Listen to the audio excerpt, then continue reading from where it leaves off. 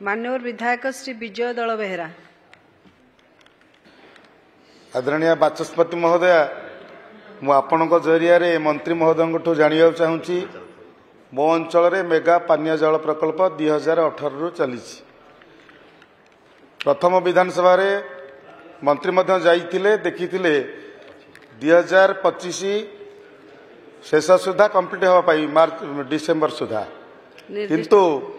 अद्यावधि ताहा कंप्लीट होवार संभावना नहीं। कारण जो पेटी कंट्राक्टर सृष्टि कर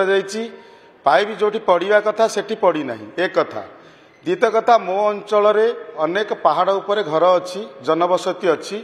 जोटि ना ट्यूबवेल खोली हम ना पानीय जल मेगा प्रकल्प तक जापर से अंचल किसी व्यवस्था स्वतंत्र करेंगे कि आउ गोटे प्रश्न है महानदीर जलस्तर बर्तमान जो जलर उत्स पानीय जल मेगा पानीय जल गतिपथ परिवर्तन कले जो इंटेक वेल अच्छी पानी आदौ चलूना जहाँफल जी अंचल जावा कथा बर्तमान ठप हो जाए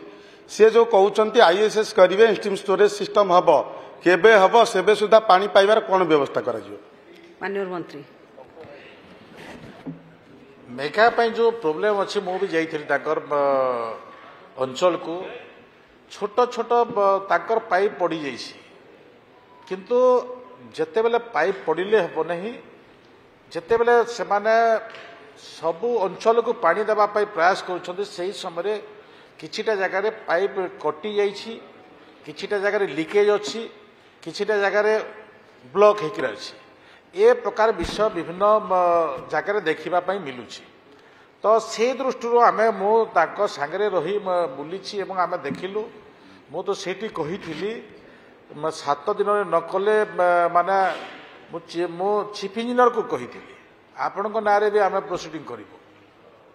4 दिन होगा छोट प्रोब्लेम था 4 दिन होगा माने आम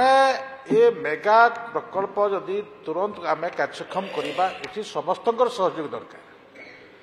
केवल विभाग कले हेबनी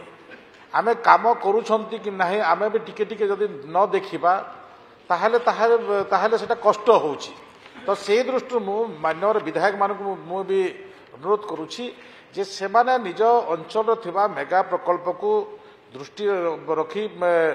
तांकर सहित जोगाजोग करंतु कलेक्टर सहित जोगाजोग करंतु एवं कलेक्टर भी विभिन्न समय 15-20 दिन भी थरे थरे मीटिंग करुछंती किंतु किछिटा जो ताकर जो मेन पावर सबुठारु कम थिबा दृष्टि सबुठु बड़ समस्या देखा जाउछि। तो से दृष्टि ताकू आम आगामी दिन में केमिति शीघ्र हम तो मुझे सब विषय कही किंतु जो पहाड़ अंचल अच्छी पहाड़ अंचल पानी असुविधा रहा आम जदि ना आम सोलार प्रोजेक्ट भी आम कर सोलार प्रोजेक्ट माध्यम भी आम विगत दिन में बहुत प्रोजेक्ट होम विभिन्न गाँव से प्रोजेक्ट बेसी दिन पर्यंत आमर ठीक ठाक हिसाब से रही पारुछि। तो से दृष्टि नहीं आम छोट गाँ हो पहाड़ उपर भी हो आम पाइप भी पानी दे पारिबा। मान्यवर प्रश्नकर्ता